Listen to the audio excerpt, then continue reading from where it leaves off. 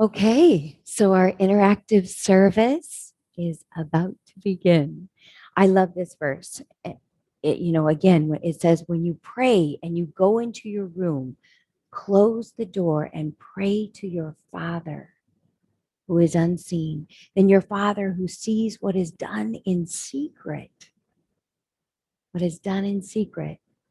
will reward you.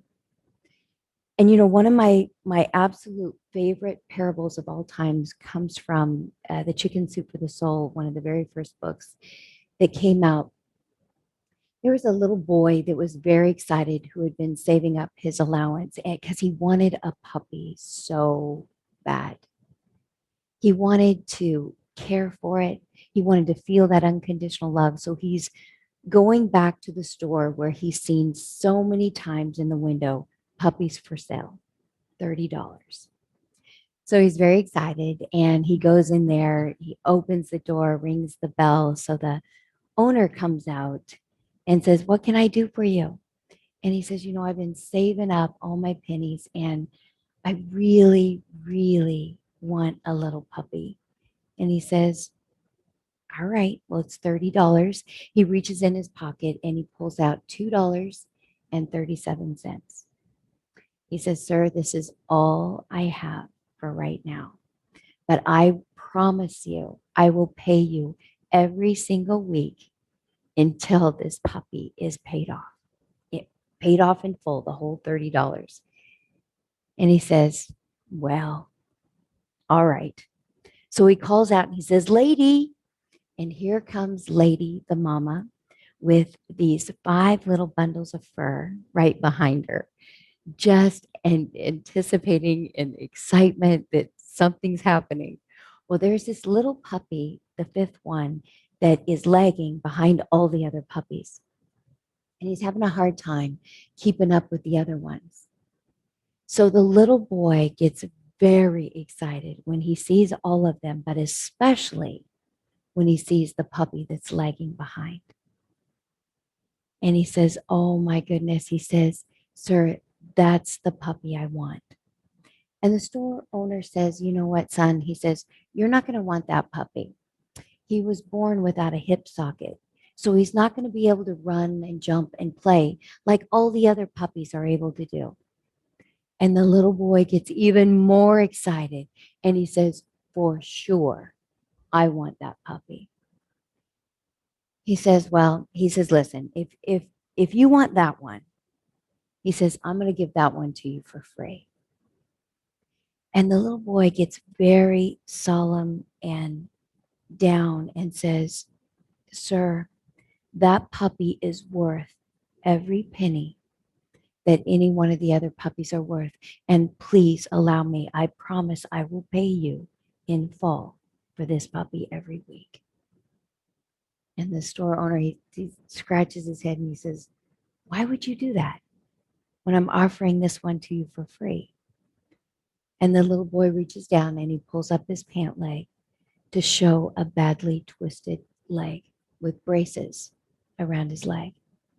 And he says, "That puppy is going to need someone who understands him." And the store owner said, "All right, he's yours, and I'll see you every week." Now imagine the faith of a little boy that because of what he was born with, because of what he's been through, he could see the value in something that maybe someone else might say, not worth it, not worth the $30. Now, I want us all to just kind of take a moment and imagine that that's how we approach our time in prayer with our Father, who's already seen our worth, and that everything we've ever been through has been to develop a heart of compassion. As his book states over and over in the title, that your pain is your credential. What you've been through allows you to identify with other people and to see their worth and not less than any other puppy who may not have a defect. But isn't it true that we all have a defect? And how beautiful it would be that when we enter into a room with our Father, every time that we go in there and we think that there's some hideous guilt, some defect, some fault, that we've got to enter into those chambers in secret with some kind of shame.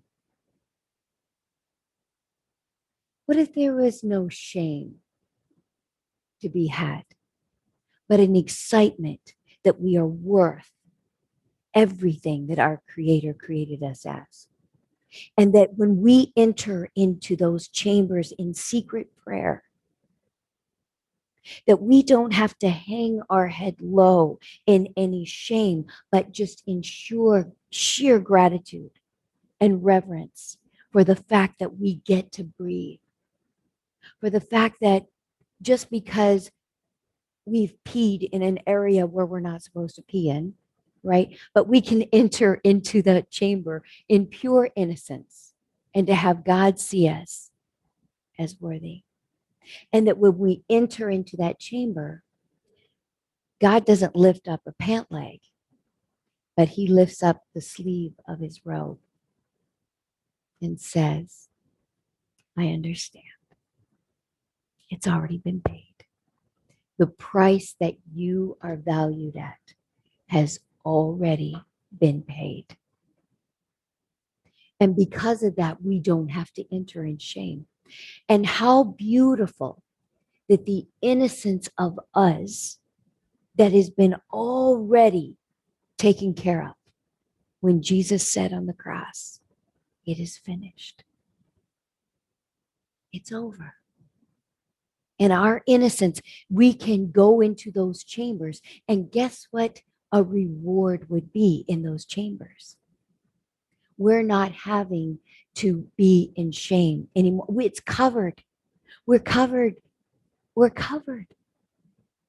And we get to now have the innocence of a relationship with our Father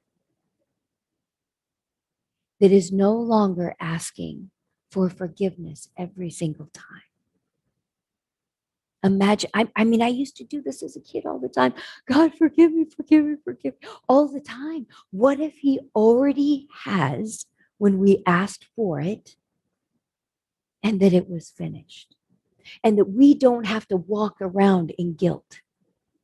No matter what knee brace or ankle brace or corrective measure or defect that we come in here with, that we get to run in there and say, I'm here. And our Father sees us like the little boy who saw that little puppy with the defect and said, that's the one I want, because that's the one I can use. That's the one I can use. That's the one who's going to be full of compassion because it knows pain. You know, that that compassion, that connection it's a two-sided coin.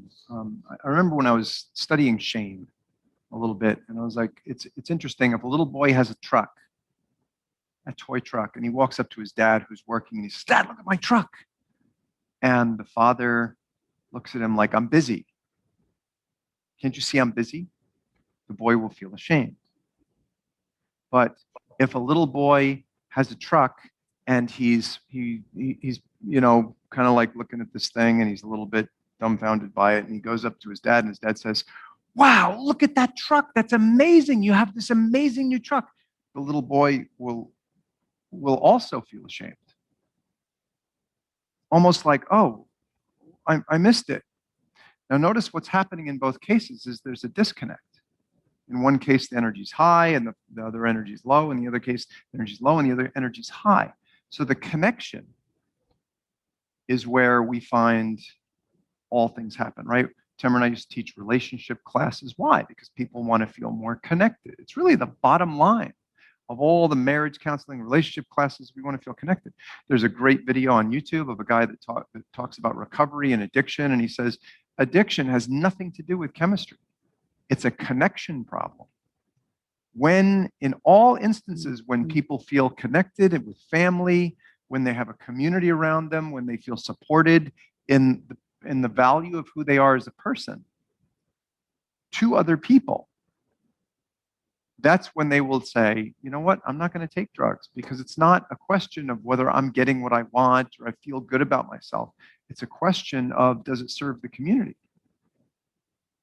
Does it allow me to connect with those that I love? So this, like I've always had, and I don't know, it comes from probably childhood. I've always isolated. I was a monk for 8 years. And I've always sort of yearned for a really deep, abiding connection that was friendship and virtue and kindness and compassion and all these things. And I think, growing up in New Jersey and having, a lot of tough people around and a lot of very, direct people and a lot of direct communication, and being someone that struggled a little bit, I was a little awkward compared to other kids for a few reasons. I had a scar on my forehead. I chipped a tooth, went flying over my handlebars because kids played a trick on me one day and loosened the wheels on my car, my bicycle. And I used to pop wheelies all the time. And all of a sudden my wheel disappeared and went flying over my handlebars. And so my connections were really badly broken as a kid. Gangs, bullies, people playing tricks on me and all. And I really had to struggle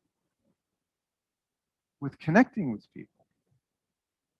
And the thing that I discovered recently is that, I used to be like a professional speaker, right?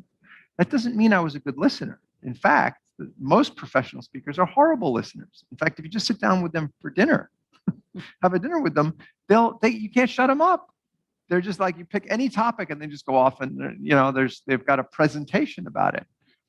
And yet, if we look at the connection in relationships, connection doesn't happen unless I can step into your world, unless I can see through your eyes, walk a mile in your moccasins, however you want to do that. And even if there's just silence, to appreciate that someone is in silence. And I really struggle on a regular basis with when I meet people, especially with everything going on with the pandemic. I don't know if anybody else can relate to this, but there's something happening outside of us, and for me, it causes me the impact. My reaction is to go inside, to withdraw. I don't want to watch the news, and I don't want to, be persecuted for my beliefs about, whether how to go about my health or whatever. And yet, I've discovered, because I used to actually teach listening. It's funny, and I used to do a lot of counseling and life coaching. I used to do a lot more than I'm doing now. But listening to someone had the most profound impact, more than any advice I ever gave, was just to be able to connect with them. And not to necessarily say, yeah, that reminds me of something I went through, but just to connect and be with them in what they're going through. Even if I can't relate, I can say, wow, I wonder what that would be like. And so, this compassion and caring and this that Tamara and I are talking about, which, and I've been focusing for the last few minutes on connecting with people, but there's something that I used to do. And I was saying, I used to have a lot of really great little habits exercises that I would practice that really had me feeling good during the day. And one of them that I haven't practiced lately, because I've been kidding myself about, I'm too busy, right? What are we too busy for? We got 24 hours in a day. You're going to do stuff for some of it and you're going to sleep for some of it. So just choose what you're going to do. But it's not like who's got the goal. Tamara and I have been flipping a property, and last night she was working really late. And it's like, I felt like I needed to apologize to her because I've been working on it, scrambling, but who's really got, if we just stopped working on the property for a month, it's not like someone would come down on us about it. We've got a lot of other stuff to do. But this one exercise that I used to do, and it's a connection exercise, but it doesn't have to do with anybody else. People used to ask me as a professional speaker how I had honed my skills in training and communication. I said, it's really simple. It's an exercise that has nothing to do with any of that. If I'm walking down the sidewalk and I notice a piece of paper, I have a choice. I can walk past it and say it's none of my business, or I can say, you know what? I'm going to go pick that up. Now, I didn't really start to change dramatically because I went and picked up pieces of paper. It's because I went back. There's a point where you basically see something going on in your environment, piece of paper, and you say, nah, I'm too busy, and you walk past it. It's the moments when I said, nope, turned around and went back and picked it up. Or when I thought, wow, I should say this. I'll often say goodbye to Tamara, and I'll realize as I'm walking out the door, wait a minute, I didn't kiss her goodbye. I said goodbye, but I didn't kiss her goodbye. And then all of a sudden, a minute later, she was like, oh, he's back. And I'll give her a kiss. And I'll be like, those are the moments, because think of the difference. Mm-hmm. Walking out the door thinking, I should have kissed my wife goodbye, getting in the car, driving away, and I'm left with that, right? Versus, oh yeah, I didn't kiss my wife, go back and kiss her, and now it's a completely different drive, isn't it? So this one exercise that I've been ruminating on, and the reason I'm sharing it is because I've been getting so much value out of it lately, is just to go back. And there's nothing, even if you say something and you're kidding yourself about because of shame or guilt or whatever, and you're like, oh, I blew it, now I can never, it's not true. There's a way to go back and say, I'm really committed to having, and it's a 3-step thing. It's very simple. What's the vision? What happened? And what is your request? So the vision, I really want to have a beautiful relationship with you. And I did this one thing that really didn't express that really cost a connection with you. And so my request is that you give me another chance. Let me take you out to dinner. Can we, whatever it is, just simple 3 steps. And this is, I learned this especially with Tamara. If I go up to Tamara and I'm like, this is what's wrong, and here's what I'd like to do to fix it, that is a completely different conversation than, honey, I'm committed to us having a beautiful relationship where we always stay connected and express love and compassion for each other. And so this thing happened, and here's what I'd like to do. Can you see the difference? So those 2 things, Tamara's talking so much about that we are so blessed, and yet sometimes I think we forget to bless ourselves. We forget to bless our world, which is our community, right? Because when I go pick that piece of paper up, when nobody's watching, and someone once said this to me, you really, true character is measured by what people do when no one's watching. What are you doing when no one's watching? And that's where I realized when I do that, there's a confidence. And then when I do meet people, I'm able to connect better. I have a confidence to be able to listen a little better. So. Well, and what's so beautiful too about connecting vertically first before horizontally. So there's nothing that Jesus cannot relate with us because of everything he's been through. And that's part of the scars. That's part of lifting up the sleeves, saying, there's nothing that you could say to me that's going to turn me away from you. Nothing. So we have that bold confidence to go to our Father, Mother, God, and in that intercession with Jesus that allows us to be real, allows us to say what is true, and allows us to feel the comfort without the condemnation. So imagine as we're feeling this vertically, that's something that we'll be able to give horizontally.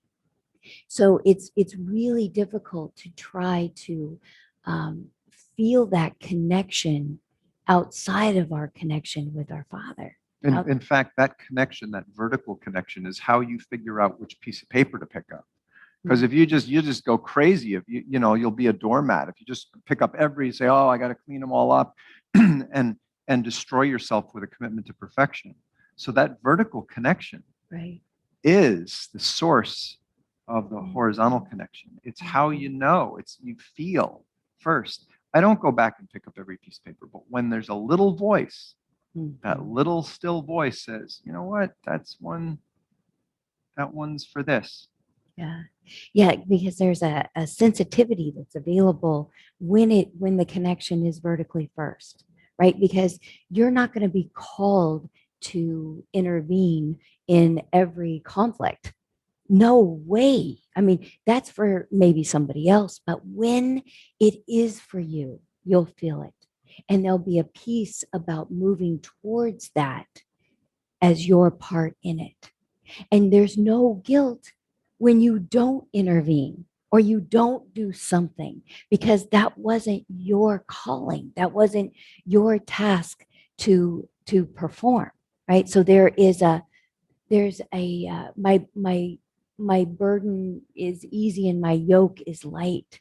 It's not going to feel like a burden when God calls you or moves you towards a specific conversation, towards a specific task, or a committee to be involved in.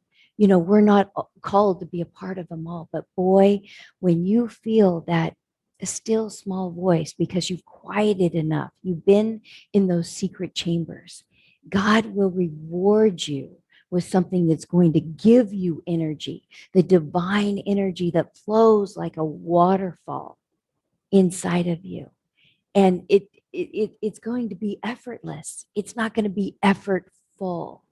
So when you start to feel burdensome towards a committee, a task, or anything, that's because God is not ordained you to be a part of that. And there's no guilt that you need to feel about not participating in something, but pure joy and pure peace when you are a part of something that God has equipped you for.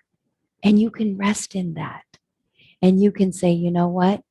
I'm not called to help that group, but I am called to help this one because we have the same twisted leg, right? We have the same um, credential that says that puppy's going to need someone who understands him. It's a difference between Right. living what we talk about, living from the inside out and living from the outside in. You know, it's funny, there's Right. so many movies about this. And I made it a point during the years I was a monk to study the lives of people that were heroes.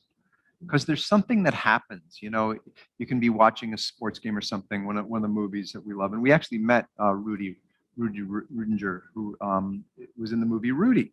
And, and he was on stage once and we got to talk to him. And he's this awkward guy, just like he was in the movie, but he's listening, he's hearing some other voice. Everyone's telling him, don't do this. You know, it's a waste of your time. You'll never make it, you know, whatever, right? But he's listening to a different voice. He's listening to something he loves. I love football, so I want to play football. And eventually it comes down to, you know, this one shining. He doesn't play a lot of games, but he plays a final game and he's part of a, you know, a final score and it makes a difference. And he gets to have his shining moment that he always wanted. And and this living, we used to talk about this all the time at the beginning of a workshop. We're gonna train you to live from the inside out instead of living from the outside in. Now just take a minute and think about in your own life what it costs to live from the outside in, which is to make sure that you never get criticism because you dressed the right way and you're made up the right way and you said the right thing and you did the right thing for the right people all the time, right? That's living from the outside in. There's a lot of feedback we get. And I'm not saying to eliminate all the feedback. I have a great little formula that I used to practice. Look, when one person tells me something, I ignore it because we used to always give out feedback forms in the workshops, and there was always one person. If you had 50 people there was one feedback form that was like, this was terrible, it was a waste of time, whatever. So we'd always throw out the low one and throw out the high one because 90% of them were shining and like, here's what I got out of this. But there's also the person that's just infatuated or something, and you got to throw that out. But the formula is very simple. Is when one person tells me something, I pretty much ignore it. When two people tell me something, I pretty much consider it. You know, it's like, hey, Greg, you're showing up as a little brash or whatever. When three people tell me the same thing, like within this 48-hour period, I'm pretty much going to go with it. It's like that's true feedback. And that's when you have exposure to a group of people. But there's nothing like the inner feedback, right? I mean, think of every statue we've made. Take a hero, someone that you know we've made a statue of. And didn't they live from the inside out? Didn't they say, I'm going to do this, whether it's Rosa Parks sitting on a bus, or Abraham Lincoln that says, we're going to keep this country together, or Martin Luther King that says, we are going to march for equality, or Abraham Lincoln, or Gandhi that says, you know what, we are going to live free regardless of what anybody says. They're living from the inside out in alignment with something that does not cost the community, but that serves the community. It's such a simple formula. And yet in the twisted storm and hurricane that goes on in our mind, we come up with all these reasons like, oh, but I gotta, but I've gotta either, I gotta alter my body shape, or I've gotta get, I gotta get this credential and earn this thing before people are gonna like me. I gotta tell you, everyone that I ever respected as a manager in business or as a success in business, none of them were getting credentials to be able to be heard for how brilliant they were. They did something that was creative and unique, and they really cared about people. There's a great book, Good to Great, where people talk about what does it take. And what they're really talking about is to conduct ourselves with a character where we're really caring for the community. So I've been really, Tamara and I are flipping a house, and there's a lot of opportunities for me to do the thing that's like, all right, how's it going to look? One of the things that I did, which I think kind of blew people away, because I'm sort of, contractor in boxes and squares. We're doing a little safari theme, and I just grabbed, I painted the thing green, and then I grabbed a palm leaf and some spray paint, white, black, and brown spray paint, and I started spraying the outline of the leaf all over the garage. Because I was thinking, because I'm in this kick where I'm thinking, wow, when people drive in here, what's it going to be like for them? And when people walk in the kitchen, what's it going to be like for them? And when people meet me, what's it going to be like for them? And I did this because I was feeling that feeling that I had that drove me into a monastery at one point, which was isolating, withdrawing, staying inside. And as you guys know, I'm saying, the game that one piece of the game that I figured out is how do you love bigger? And this is a really cool little tool for how to love bigger in little tiny ways. Is when you hear that little voice, that vertical voice that says, hey, go back. You haven't called your sister in a while. Give her a call. When it gives you that little note, it's just listen to the vertical voice to drive the horizontal voice, not the reverse. Do not let that horizontal voice tell you from the inside that you are no good, that you don't, because the vertical voice has got a beautiful thing for you to do. Always. God don't make no junk. Have you ever seen that poster? The girl is pouting and you can tell she's been reprimanded, and she says, God don't make no junk. It's we all have a purpose. And that's where I find finding mine, which has changed dramatically. Professional speaker. I'm fired in the world of coronavirus. There is no opportunity. It's like, that's it, kid. You got divine disemployment. And so I'm like going, all right. So now, I've had to sort of get clear about, well, I had my identity and it got taken away. It almost was like, for some reason, I've really resonated with mothers who I find have lost a child, right? Either prior to birth or immediately thereafter. If you ask a woman that's been pregnant, have you ever are you a mother? If some stranger asks them, are you a mother? They know vertically that the answer is yes. Even though they may have not given birth to a child, they went several steps down that road, and they know what it's like to feel the identity, the divine identity that was given to them for that. And so we all have a divine identity, regardless of what it is. Tamara and I aren't going to have kids, so it's probably not going to be that. But we are not going to have kids. It's true. Is that what I said? What Tamara, could- we do not have kids, and we're not going to. And yet, every day. It's like Tamara. We have these little ducks that Mhm. that like to climb because we live on a lake, and she likes to feed the ducks. It's just her thing. It's just like there's a connection there, and it's a precious thing. We have a cat, and the cat ordinarily, for some reason, it was a rescue. You put the cat in our lap, and the cat will only spend about 5 seconds on your lap. And like Tamara was in the in the bathroom the other day for like a half hour. I'm like, are you okay in there? And I came in, the cat was sitting on her lap for like 30 minutes, just sitting there. Mhm. And so it's really neat when you start to exercise your own connection. It opens up all the synapses in your brain, and you start seeing connections throughout your world. Just like, you buy a new car, you notice that car everywhere. If you take a few steps, you just buy a connection. Say, you know what? I'm going to be this guy now. I'm going to go back to those pieces of paper. It's all of a sudden there's opportunities everywhere. There's connections everywhere. So I know, Tamara, I love that you are constantly reminding of that vertical connection, because that's one of the ones. When I withdraw, I often withdraw from that too, right? I mean, there's entire religions that profit dramatically off guilt and shame in the face of God. But if you could see yourself through the eyes of God, imagine someone that doesn't pass judgment, that is infinitely loving and forgiving, whose son came to show us what's it like to live in forgiveness, right?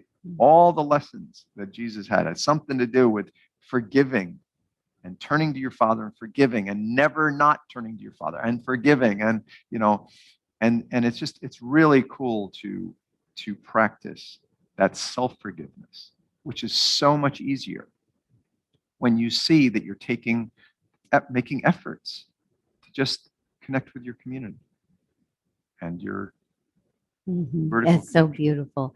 So with that, why don't we go ahead and open it up to our audience? Mr. Dylan, what came up for you today, brother?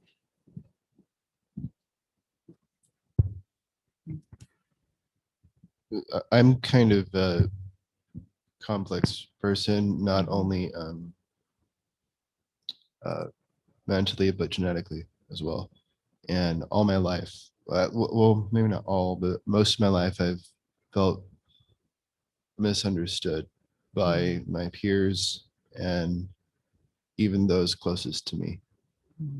And it wasn't really until the past, like maybe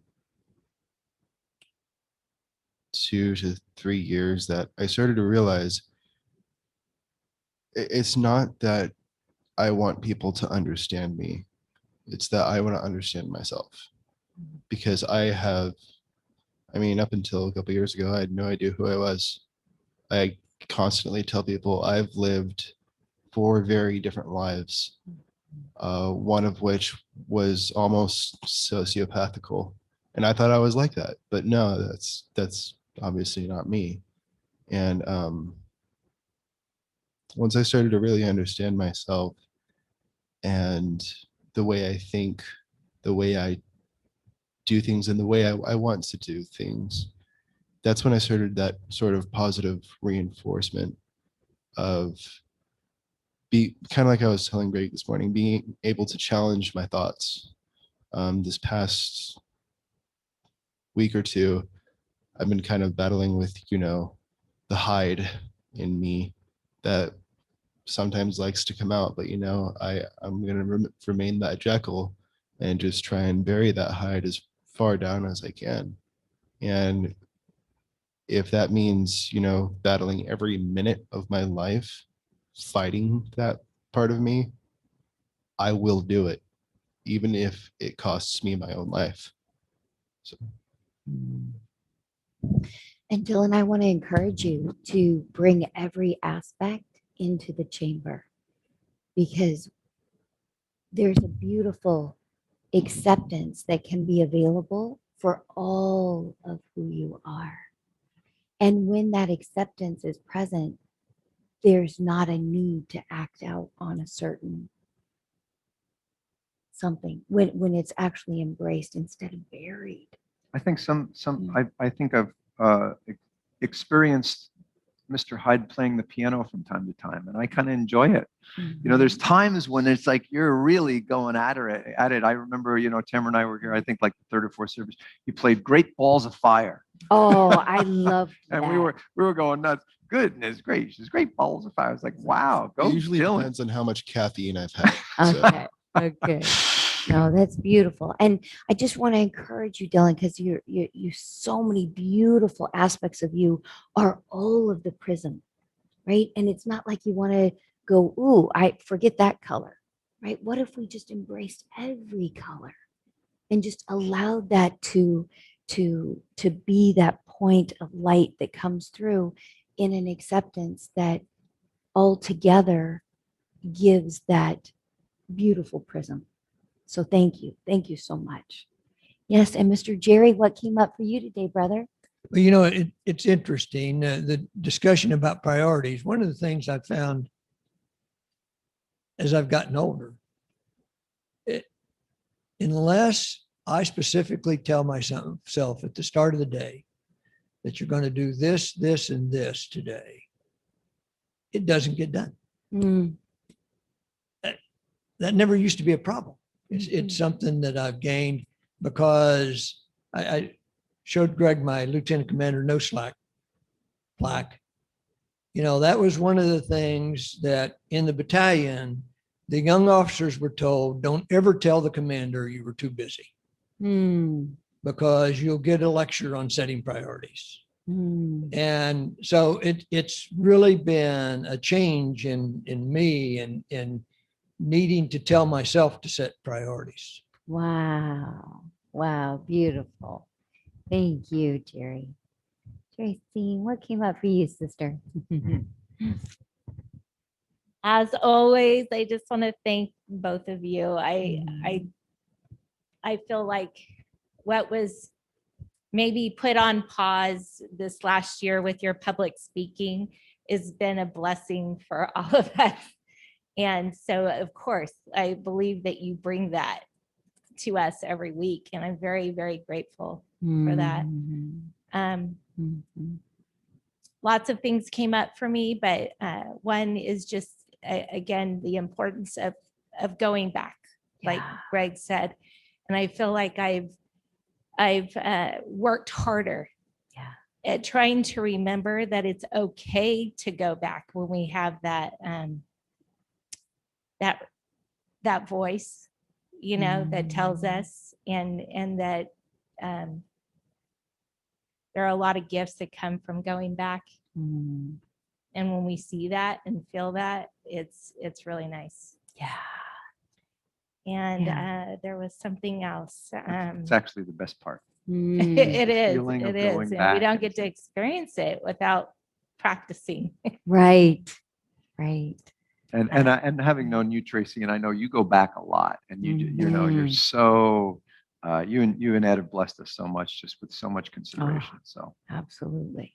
Oh, thank I you. figured you'd We feel the same about have you. experience back. Yeah.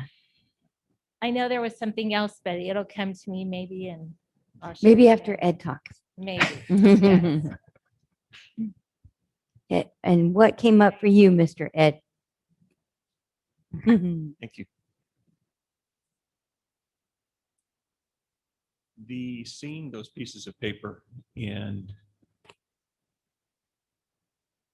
picking up, going back and picking up those pieces of paper. I think I like Jerry's point about tie that with the picking up of those pieces of paper, prioritizing those where I do need to go back and get some stuff done. Maybe I didn't.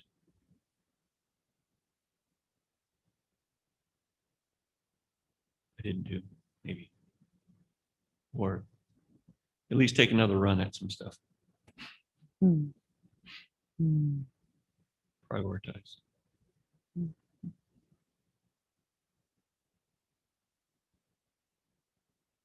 It's hard to watch you think about being more considerate, Edward, knowing, knowing you, Knowing like, oh, how I could have, considerate. oh, I Yes. hope I didn't create him burning himself out in the next month or so. Damn those pieces of paper. Yeah, Yeah, there's only the plenty around- ones you're called. There's plenty around unity. Mhm. Yeah, and and what came up for you, Francis? Just be myself, Yeah. just that every moment count. Good, bad, a difference. Just forgive yourself and love yourself more. Yeah. That's all it Beautiful. is. Just forgive. Beautiful. Thank you, Francis. Thank you, Francis. And then we'll go online here. Judy, hi, what came up for you, sister?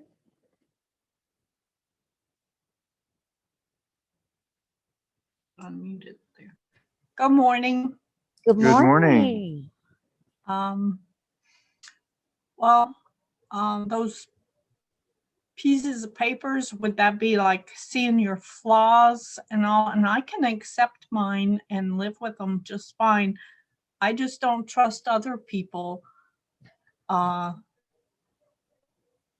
to accept them. So I think that's one reason I'm so to myself a lot. Yeah, it's actually, Judy, it's actually not, Yeah. it's actually not pieces of paper that are, Yeah. psychological. It's not a metaphor. It's literally Oh, just picking up really? little pieces of paper. Oh, You were saying? Yeah. And Judy, the most important person to feel good about is, like Yeah. Ellen was saying, was acceptance of you. you. It's Yeah. not the outside in, but Mhm. but from the inside out, because you're already accepted by your creator. And to spend time in that chamber of knowing that in every cell of your being, and not to have it matter if it's being accepted outside or not. Just Mhm. knowing you are already. And Judy, having known you, seen you here with your granddaughter and grandson, and seeing how considerate and how gentle you are, like it reminds me of looking through God's eyes. So if you look at yourself through God's eyes, it's hard to imagine. You're so guileless. You're so considerate, and it's amazing because it makes you really easy to be around, and yet. If you're hard on yourself, you won't be able to handle what other people say about you. But we're delighted that you're here. And I hope that you can Thank see you. yourself Mhm. through God's eyes, because I have a vision. It's how we have these defining snapshots. I have this snapshot of you sitting in the back of the altar, the sanctuary here, with your grandchild on your knee. Mhm. And how you hold them and how you love them is like it's like with such a reverence for their preciousness, and it's like one of those defining photos to have seen you that way and just feeling the love sort of oozing from you. So I hope you can do that with yourself. And you know what's so neat about this too, Judy, is when you're feeling that acceptance internally from God, you're going to transfer that. Whether somebody's behaving a way that you think's great or not, you'll have that same acceptance for them. Because I think that's part of what has us feel a distance, is when we feel judgment, right, from someone else on how we're supposed to behave or not behave. And when you can get to that space where it doesn't matter how they're behaving, you're going to accept them, they're going to feel that. Mhm. They'll feel that. So what's most important is that you feel that first. Yeah, and one of the exercises I gave this morning was about picking up a piece of paper, Judy, but you're probably, because my experience of you is you pick up a lot of pieces of paper. I would practice the other exercise. If one person tells you something, ignore them. If two people tell you the same thing that don't know each other, you could consider it. But if three people, are giving you the same feedback that don't know each other, then that's the only time I would consider, what, maybe I'm need to make an adjustment. Because I'm guessing your life is full of pieces of paper already. Yeah, that sounds good. Thanks. Okay, thanks, Sure. Judy. And Jeff and Mickey, how are you two doing today? Hello. Hi. I think first I want to apologize that we didn't figure out what time it was in time to make it to the service. Aw, But what wanted to show you that's, the beautiful. yeah, it happens, I guess, once a year. Yeah, no worries, no worries. But I do want to say, I mean, the services are always valuable, and I love what I get one way or another. But not just from the presentation you and Greg do, but from the people that share too. So this is a good feature where we get to share. And I'll tell you what came up for me. If it's not too long of a story, when I was 4 years old, my family got a dog named Shep, and it was like a little German Shepherd. And I really was happy to have a puppy dog. But Shep ended up biting too many of the neighbors. Mm-hmm. So my dad had to send him off to the ranch where he could run free. I never saw him again. And I became very judgmental about dogs, that they were filthy, they were nothing but trouble, and no one should ever have one. Until I was about 44. So let's say 40 years later. And we were out of town, Mickey and I and our daughter. We saw this dog in the window at the pet store, and the dog tilted his head one way. And then when I tilted my head, the dog tilted his head back. And we started thinking about it. So the next day, we all looked in the paper and we all circled the same ad for Dalmatians. And we decided to go get a puppy. And the story tonight or to this morning, it just couldn't help but remind me of that experience because we wanted a girl, a female dog. And when we got there, there was only one left that was female. And they said, you know, we don't think this dog can hear. We're pretty sure she's deaf. And they wanted $100 for the puppies. So I said, well, what if we don't care if she's deaf? And they said, $50. So we bought the dog.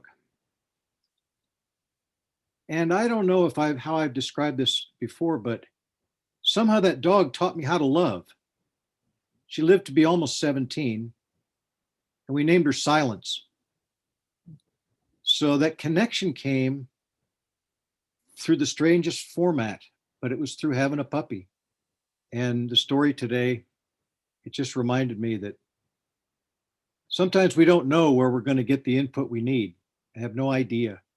But if we just kind of let it happen, and that's what we did, we let it happen. So, and I think I've said this before, if I ever get down to my last $50, I'm going to spend it on a puppy. So Aw, I'm sorry, Mickey's not here to talk right now, but right. it's been great. Thanks. Well, but you still, Awesome. you Thank have some you, family Jeff. barking in the background to give you support. So Good. We only have 5 dogs now, so Awesome. way to go. Thanks for sharing, Thanks, Jeff. Jeff. Thank you. And Lori, what came up for you today? For me, it was just knowing what pieces of paper to pick up and listening to your inner voice. That's what I'm trying to discern is, what do you go back and pick up and what do you let go? Mhm. Beautiful, beautiful. Thank you, Lori. That's Cool. awesome. Yeah, just practice. Yeah. Oh, and then Ray, what came up for you, brother? Hello, can you hear me? Yes, very well. God bless you both. Thank Uh, you. like Jeff, I was moved by your story of the young boy and the puppy that he loved so much, just not caring that he wasn't perfect in the eyes of everybody else because he had a walking deformity. He would never be run and active like the other puppies, but the boy looked inside himself and something spoke to him and told him that that was the puppy he should have. And that's just a reminder to me that we're all worthy, regardless of how we view ourselves, regardless of how others view us, that we are worthy to be loved and honored and cherished and respected, regardless of of what our outer appearance may be. So thank you again for the lesson. I did enjoy it. And Greg, the audio was much better today, both on the music and the lesson. So thank you very much. Wow. Awesome. Wow. Awesome. That's a first. That's been Usually it's an something's not working. Were important you able to hear? priority every week. Were you able to hear Dylan Were you well? able to hear Dylan well? And Jeff Yes, says I could hear thumbs up Dylan too. well. And piano? Thumbs Yes, up. that You know, was you- that Oh, was good that's too. great. Awesome. Yeah, great. Greg and I'm- Ed took out a guy that came here and helped us. I'm going to sleep 12 hours tonight. It's been That's years. awesome. Thank you so much, Ray. Thank you. And thanks for Yeah.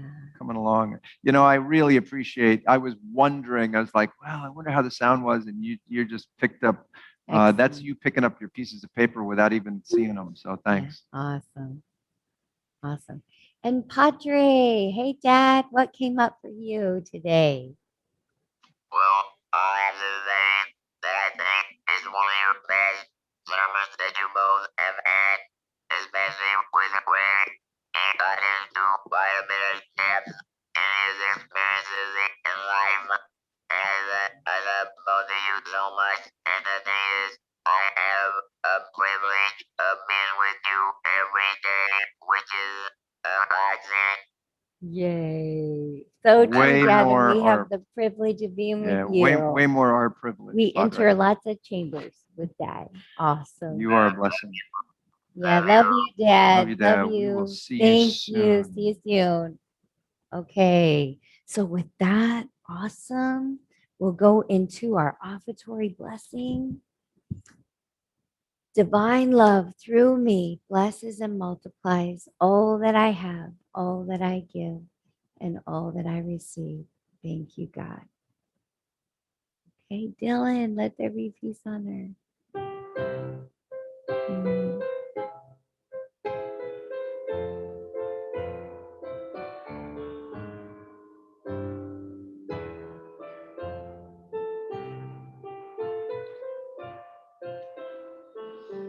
Let there be peace on earth, and let it begin with me. Let there be peace on earth, the peace that was meant to be, with God as creator, family all are we.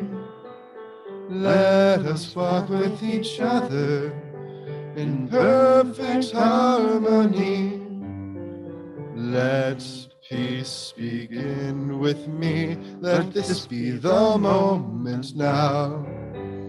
With every step I take, let this be my joyous vow.